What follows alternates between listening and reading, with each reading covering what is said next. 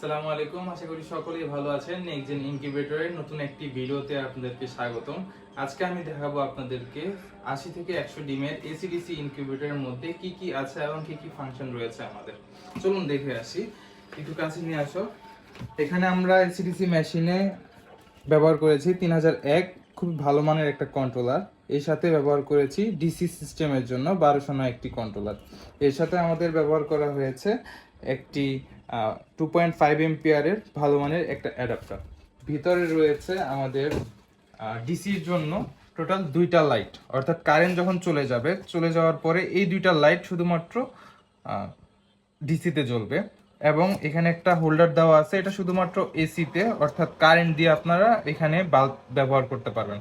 এবং আমাদের এখানে একটা রিলে ব্যবহার করা হয়েছে। এই রিলের মাধ্যমে আপনারা কারেন্ট এবং ব্যাটারি দুইটাই একসাথে চালাতে পারবেন, যার ফলে যখন যেই পাওয়ার সাপ্লাইটা থাকবে তখন সেই হিসেবেই এই মেশিনটা পাওয়ার সাপ্লাই নিবে।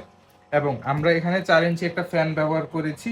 আর প্রত্যেকটা তার দেখতে পাবেন আপনারা একদম ফিনিশিং সহকারে আমরা এটা সেট করে দিয়েছি। এবং এখানে রয়েছে একটা হাইগ্রোমিটারের সেন্সর, এখানে 1209 এবং 3001 এর সেন্সরগুলো দেওয়া আছে।